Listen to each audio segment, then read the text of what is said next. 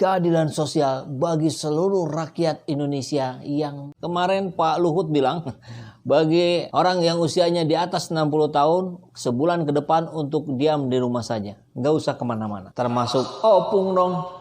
Jadi sebulan ke depan kita akan lihat Pak Luhut akan berdiam di rumah saja. Wah, ini sih kesempatannya buat yang muda-muda nih, macam Erick Thohir yang lain-lain yang mau mengambil panggung. Tapi bukan Luhut yang mau kita bahas, tapi Gus Yakut. Ya, tali tiga uang dengan Luhut, Gus Yakut mengeluarkan surat edaran yang kembali bikin ngeri umat muslim. Ini kok ngelola negara makin semrawut begini ya, makin ugal-ugalan. Mulai dari proses pengaturannya sampai pada prakteknya. Ya kita lihat saja kemarin Pak Presiden Jokowi ya di Toba juga menimbulkan kerumunan yang luar biasa padat. Sampai orang berebut ingin mendapatkan kaos dari Pak Jokowi. Kebayang itu nggak disorot kamera saja, itu yang dapat itu bisa jadi rebutan, itu main fisik itu. Nggak ada lah yang namanya social distancing.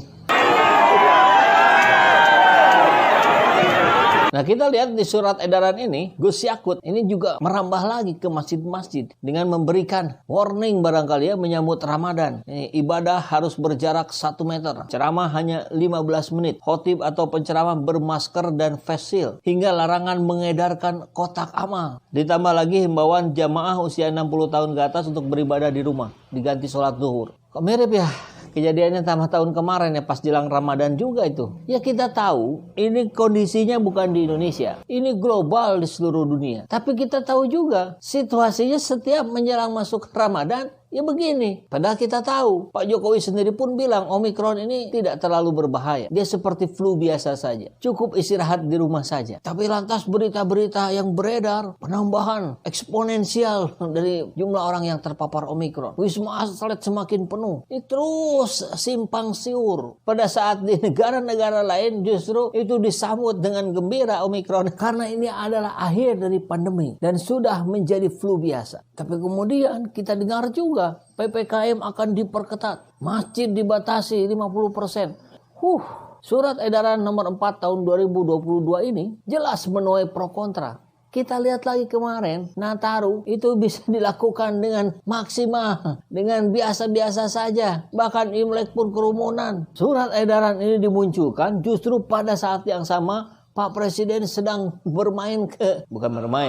berkeliaran. Sedang bekerja mengunjungi daerah-daerah yang justru di situ tercipta lagi kerumunan. Jadi kemudian wajar ketika sebagian besar rakyat kita yang muslim merasakan kondisi keagamaannya diacak-acak. Ya termasuk oleh surat edaran yang dikeluarkan Gus Yakut ini oleh Menteri Agama yang katanya beragama Islam. Kita dengar dengan surat edaran ini, maka apa yang tertangkap oleh rakyat? Masjid adalah sumber penyakit. Karena mal tetap buka, pasar tetap desak-desakan. Bahkan kotak amal pun harus dijauhkan. Ya Menak Yakut memang berkali-kali menuai masalah. Kita masih ingat, catatannya ada. Mulai dari afirmasi Syiah dan Ahmadiyah, kurikulum moderasi, Hari Nauruz 178 EB, Kemenag untuk NU. Hingga kini, soal jarak 1 meter di masjid dan mengharamkan kotak amal. Kewaspadaan terhadap COVID-19 varian Omikron tentu harus kita tingkatkan. Tentu harus kita waspadai. Saya sepakat dengan itu.